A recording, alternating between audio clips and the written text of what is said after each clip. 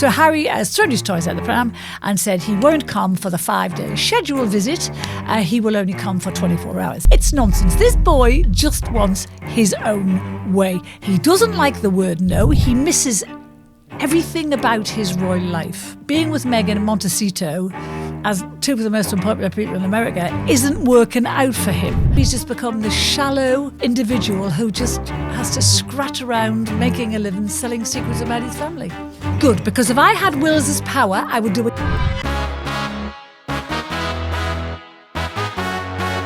Hello and welcome to today's Daily Expresso with me, JJ, but more importantly, with the wonderful Carole Malone, looking pretty in pink today. Yeah, I've just decided I've declared summer now. You've declared... Yeah. Who is this? Cashmere? He wears cashmere in summer. No, this is not cashmere. This is cotton and cashmere. But it's more cotton than cashmere. And my pink pants, they're new. Pink pants? Oi, oi. What about your trousers? The less you talk about me pants, the better. Go on, move on. Let's move on. So Harry is going to come to the UK, it seems, still, but for less than 24 hours. Yeah. You see, we've been hearing how he's so desperate to come and patch things up with his dad, and he wants his dad to meet his kids because he hasn't seen them for 5 years. Yeah. And now he's decided he's only coming for 24 hours because Ravik, the security committee in this country, he applied for them to revise their decision to give him full security, which he's already been told no by a court a dozen times. Indeed. And Ravik has said, no, we told you last year. It's not happening. Anyway, so Harry has thrown his toys out the pram and said he won't come for the 5-day scheduled visit. He will only come for 24 hours. Now, don't quite understand the point of that, because if you think you're going to get shot within 5 days, you could be shot within 24 hours. And of course, no one's going to shoot Harry because no one's interested in shooting Harry. But the bottom line here is he's actually in Portugal as we speak with Meghan and the kids at their £6.3 million mansion. Now, does he have royal security there? Does he hell? Does he have armed security there? No, he does not. So if he's worried about his kids getting killed here, why isn't he worried about them being in danger in Portugal? It's nonsense. This boy just wants his own way. He doesn't like the word no. He doesn't like the fact he's not being treated as a royal anymore. And what he's doing, and this is what Tina Brown, the ex-editor of Vanity Fair, has accused him of, she said he's leveraging his kids to come to the UK and get this special security. And what he's basically saying to his dad, give it to me or I'm not coming for 5 days. I mean, no, the answer, Harry, is no. You're not getting it. We are not paying for your security. You decided you didn't want to be a royal, so you're not entitled to it. But he's still trying. Well, first of all, isn't it good that he's going to only come for 24 hours? Because then if that's better for us. We haven't got to use taxpayers' money to help him. Because what that does is that means he and Meghan get a photograph with the kids. They can weaponise that. They can monetize that. It'll be published everywhere, all over America. And it makes them vaguely relevant again, because what it makes it look like is that he's been taken back into the royal family fold, which is a million miles away from the truth. Even Camilla doesn't want to say him. She's gone away to her family home, well away from London, so she doesn't have to come across them. Wills and Kate are not going to say him. They're not interested. In fact, Wills is so angry at this, at Charles is putting out the hand of friendship, peace, whatever you want to call it, that it's causing a problem between him and his dad. So Harry is still disrupting the royal family all these years down the line, and all because the family will not acquiesce to his demands. When is he going to get this? When is he going to understand they're over him? You know, they've moved on. The only person who is not over him is his father. And I get that. Charles is 77. You know, he's got cancer.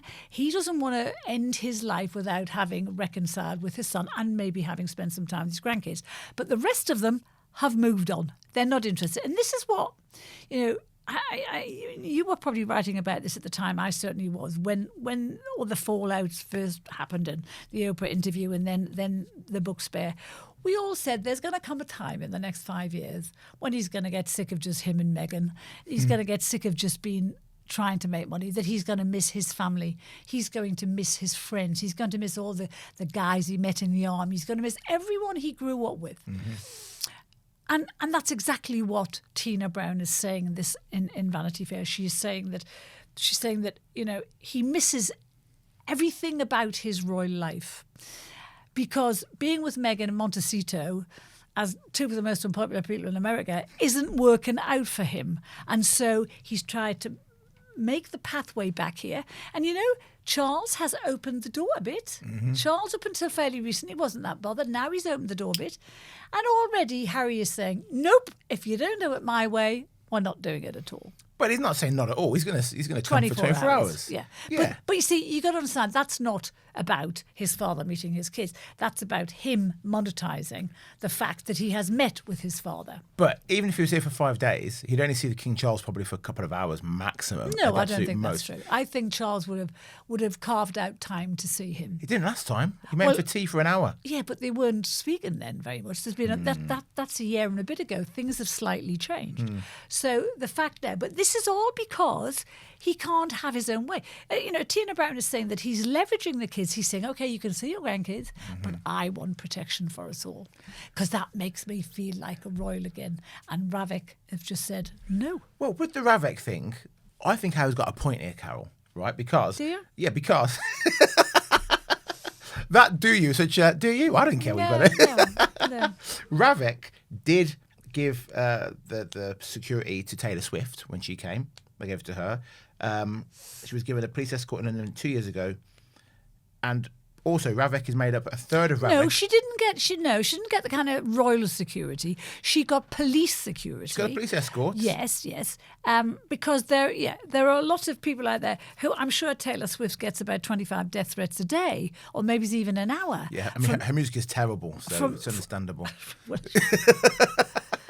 I couldn't even name you a song, but anyway, that's by the by. But, it wasn't there. What Harry has asked for is something like appropriate and proportionate security. What he wants is to be treated like a royal. If he was so worried about his kids' security, he wouldn't have taken them to Portugal, where presumably they're running around on a beach, they're running around in the garden, they're walking through all the streets. So why is he not worried about Portugal? Does he think there's no crime there? Does he not think if someone was determined to assassinate him, that they wouldn't be able to jump on a plane to Portugal once they heard he was there? Of course not. But also with Ravik, a third of Ravik is drawn up of people from Buckingham Palace and, most importantly, Prince William's personal office. So if William dislikes his brother, surely William is saying to his advisors, do not give him because if I had protection. Wills's power, I would do exactly the same. I would use my power to... He doesn't want Harry back here. He knows... Unlike his father, his eyes aren't clouded with, paternal love.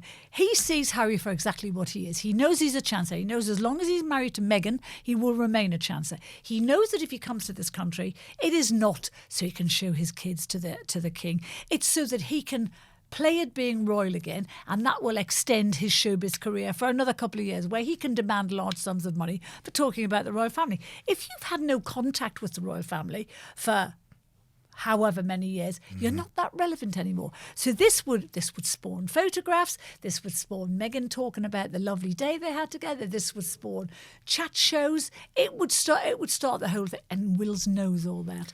He doesn't want him here. Everything is digital now, isn't it? Your money, your photos, even your loyalty card at the coffee shop. So there's something quietly brilliant about owning one thing that isn't on a screen. Real gold bullion. The weight of it, the shine, it's just a lovely thing to hold. The Pure Gold Company, which was voted the UK's best gold broker, makes owning physical gold really simple. Tax-free gold coins from the Royal Mint with friendly one-to-one guidance from your first question to final delivery. There's no jargon, no pressure, no call centre queues. It's insured to your door or stored in a secure professional vault. So visit the Pure Gold Company today and tell them JJ sent you. But Harry has tried to contact William plenty of times over the past Yes, and William has years. quite rightly ignored him. Why would you make up with a guy who trashed you, who sold secrets about your childhood together? Why would you make up with a bloke who trashed your wife, the wife who has cancer, the wife who actually is a masterclass in what being royal is all about? She could teach Meghan a few lessons. They didn't just trash Kate. They tried to make it so that she had upset Meghan. She'd made her cry. Now that we know they're both women, who do we think made who cry here? It's pretty obvious which way around that was. Well, look, I've trashed you many times, Yes. and your husband forgives me every single Yeah, time. but the thing is, I can answer back the royals can't, and that is the problem. Kate had to take all that, excuse me, crap from them, and they were not allowed to answer back. So William is not about to let that happen again. And the bottom line is, this bloke cannot be trusted in royal circles. You couldn't have him in a sitting room having a family chat and feel safe that he wasn't just going to go straight out and ring CNN and say, well, this is what's just happened. And that's what he would do. We know that's what he would do. Well, I think Meghan's actually quite sweet. And I'll tell you why. You don't think that? I don't believe you think that for one second. I think she's sweet. You're just trying to be provocative to make me lose it. Well, let me tell you, you're succeeding. I'm about to lose it. I think she's sweet because she's just released a new honey. Oh, you're trying to do it. You're trying to do a segue. Oh, God. Try harder. That's not that good. Okay. So she's got a new honey, lavender honey. Yes. That's original. No one's ever done that before, have they? Well, she's not reinvented the wheel here. Only every honey company in the world. Apparently, it's rather nice. Well, it would be. Lavender honey is, but then so was the one made by Roundtree. So was the one made by everybody else. She's also doing orange blossom. No one's ever done that before either. So, but this is the difference, isn't it? Look at these two people. So you have Kate, who's just climbed the 3 peaks. She's just walked 23 miles, gone up 10,000 feet, never mind driven the 400 miles between the 3. She's done all of that. She did it without paparazzi. She did it without a film crew there. She did it without any noise at all. And she did that to raise money for the Royal Marsden, where she was treated for cancer. And then the great thing about the money she's raising is it's going to be used for holistic purposes, and it's about people who are having emotional problems dealing with the cancer. And I suspect that's what happened with Kate. I suspect she's trying to help people who may have had the same problems as her, because if you remember, she withdrew from public life for I don't know how many months it was, 6 or 8 months, and was probably having difficulty coping with getting cancer at such a young age. And she's now thinking about the rest of the women and people, not just women, people everywhere, who get it and can't maybe emotionally cope. And she's helping. And she's doing that quietly. She's not expecting praise. She's not expecting anything out of it. Meghan was doing this. Remember Meghan? She was the woman who was going to save the world. She was going to go around all these poverty-stricken countries and help people, lift them out of poverty. What she's done is, no, she hasn't. All she's trying to do is lift herself out of poverty. All her whole life now is directed at making money for herself and Harry and staying in the Montecito mansion. But that's it, isn't it? They're not working royals anymore. They've got to make a living. This is what they've got to do. They could have been working royals, but they chose not to be working royals. They wanted to be half working royals, and they wanted the other half to coin in on being working royals. And of course, remember our Queen said you can't be half in and half out. She's another one who can't take the word no. She doesn't like being told no by anyone. These two, Tina Brown did this. She said this great quote. She said, I know what it was, because Harry's been moaning that with this 5-day visit, that he says when he realised from Ravik he wasn't going to get the security, the rug was pulled out from under him. Well, for one, it wasn't. There was never a rug there because he was stupid to believe he was ever going to get it. But Tina Brown, actually, her thing was, she said, there was no rug. She said, what there is with those two is the flying carpet on which they are able to circle the globe on a cloud of persistent delusion. And that's beautiful. That is beautiful. Yeah. I wish I could have written that. I wish you could have written that. Sadly, neither of us are talented enough. But that is exactly what it is with these two. They just waft around thinking they're entitled to demand this and they're going to get it. Well, Ravik says no. His family have said no. And he's going to... Anyone with half a brain would have realised all those years ago. And I know I wrote this, that 5 years of Meghan and nobody else, no family, no friends, nothing, going to a country where you don't know anybody, where you don't have a place, he would rue the day. And I think that's where he is now. I think he desperately misses his British life. I'm not saying he's fallen out of love with Meghan, although I wouldn't be surprised. But I'm not saying that. But I think he misses everything about this country that made him what he is, and all he's got now is this shallow, avaricious world in America where you're judged on what you look like, which is big trouble for Harry. How much money you make and all the rest of it. And he doesn't want to live like that anymore because it's too hard. It's too stressful. He wants to come back and open a few factories and do the Invictus Games, which, let's face it, he was good at. He was very good at that. He would have been brilliant, outside the military, working for causes within the military. But he's blown all that. And now he's just become the shallow individual who just has to scratch around making a living selling secrets about his family. Well, if you enjoy listening to me and Carole, make sure you like, share, subscribe, and hit the hype button. Back to Meghan. Right. Her bestie, or former bestie, Yeah. Oprah, is only in Spain. She's just down the road. So Meghan's in Portugal right now. Yeah. Oprah's on a holiday, a ladies' holiday only, with Kris Jenner and some other gals. Yes. I just find it strange that they've both come from North America at the same time. They're literally a border apart and they're not seeing each other. I don't find that the least bit strange. I think Oprah will have instructed all her guards, all her security guards, everyone who knows her, do not let her anywhere near my house. I'm pretty sure. I think Meghan has now fallen out. I think Oprah's fallen out of love with Meghan. Remember, she was at the wedding. She'd barely met Meghan when she came to the wedding, but Oprah's not stupid. She's a good journalist. She came because she knew she was going to get the interview. Yeah. Smart thing to do. She's bled her dry now. She doesn't need her anymore. She doesn't need Meghan. And what more has Meghan got to say? Absolutely nothing. But it made Oprah multi-millions. Yeah. And I would imagine she doesn't want them. I would think she now sees Meghan and Harry as an embarrassment because that's how the rest of America sees it. I am still hoping that William and Harry can bury the hatchet for their father's sake and for their late mother's sake. No, there's only one place that William is ever going to bury the hatchet with Harry. He has said he will never make it with them. And Harry needs to get used to the fact now he's going to remain an outsider because Wills will be king and he's not going to let Harry anywhere near. Any suggestion of Harry staying in a royal palace? No. Any suggestion of the families and the kids meeting? No. Because you would not want to be part of their circus. Yeah. If you care about your family, you would not want them to become part of the William and Harry circus. You wouldn't. Okay, Carole, final story of the day, and surprise, surprise, it's about women who are moaning, just like you. They're sort of moaning. This is the Women's Parliamentary Labour Party. And what they're saying is that they're putting pressure on Burnham to have a 50% split in the cabinet, 50% women, 50% men. Now, I don't know whether the Women's Parliamentary Labour Party have actually looked at the makeup of the cabinet as is, and there are 10 women and 12 men, which seems pretty equalish to me. Yeah. Also, in terms of MPs, there are 403 Labour MPs altogether, 213 men and 190 women. That's kind of nearly half, is it not? Yeah. So I don't know what they're moaning about, really. But, the thing is, I disagree with the principle of this, because even if that wasn't the case and what they were asking for was more women, women aren't tokens. You can't be putting women into a job if the skill set doesn't match the job. Yeah. Women, of course I want to see women in powerful positions. Of course I do. But I don't want them put there as tokenism or to make it look as if they're being, they're being, what's the word?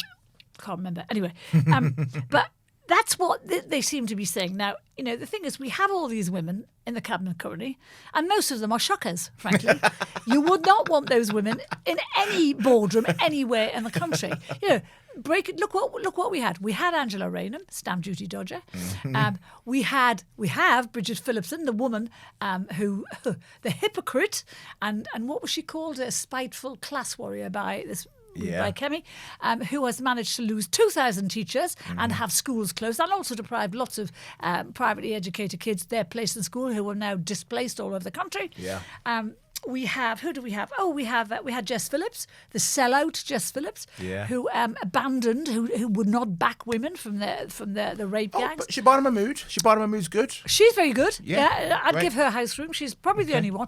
That said, this week she shelved a very important piece of legislation, which said that the piece of legislation was Tory legislation, which said that people who come here illegally on boats would never be allowed British citizenship. She scrapped that. I mean, to me, that's a big climb down. Yeah. And I can't decide whether she's doing that to curry favour with Andy Burnham or whether Starmer's told her to do it. I don't know. Yeah, I don't know yeah, what's that's a happened good there. point. But so if she's the sort of woman who is going to change policy because she wants to keep her job in cabinet, that's not the sort of woman you want in cabinet. Anyway, but the good women.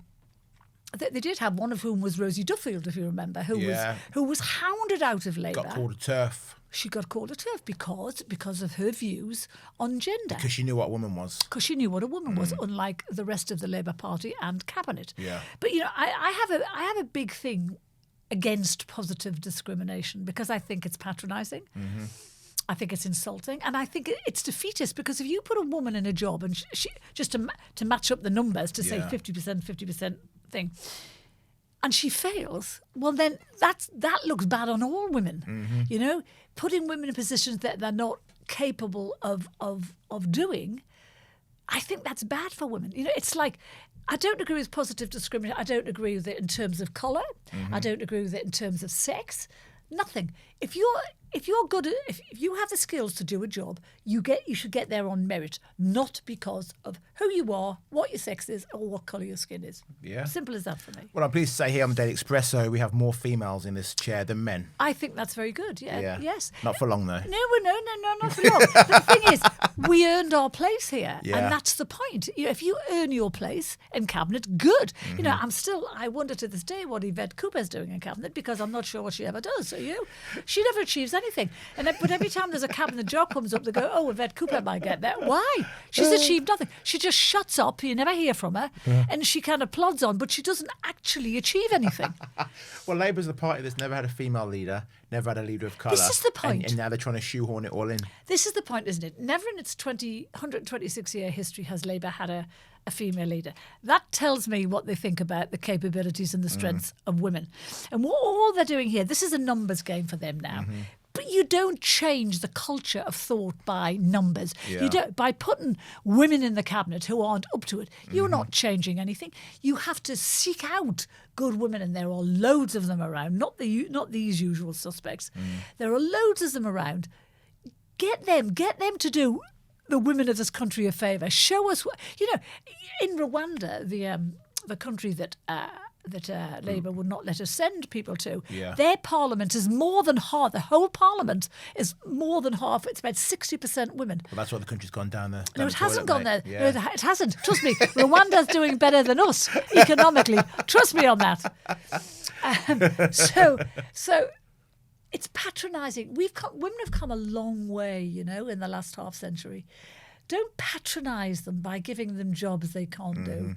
And, I still believe that women who get put in the top jobs have to work much harder than men do because I think there is still a prejudice out there. Yeah, I'd agree. But okay, we accept that. It's not something that should happen, but we accept it. I mean, I've always accepted that. Although our profession, I think, I'm right in saying the media is one of the most equal professions ever. It always has been. You know, right from when I was a kid reporter, there was no discrimination against me because I was a woman. In fact, I got given jobs because they thought I could talk to people and get into people, whereas a guy couldn't. Yeah. So if anything, I probably did better than a lot of guys. I think our job has always been fairly equal in that sense. Yeah. But there are others where it clearly isn't. Yeah, definitely. And you have to change the culture and you have to change the attitude. And Labour, I don't believe, have changed their attitude to women. Well, I'm going to change the culture on this show and have it be only men because I'm progressive. Try it.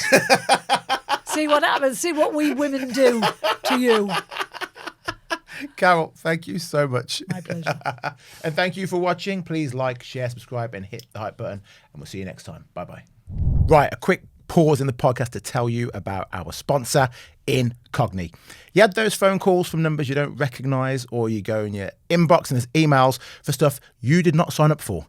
Well, that's because someone somewhere is selling your private information. That's where today's sponsor comes in. Incogni. They will contact these people who have been taking your information and they'll say, "Oi, stop, delete it." Go to the website, incogni.com. You type in the details.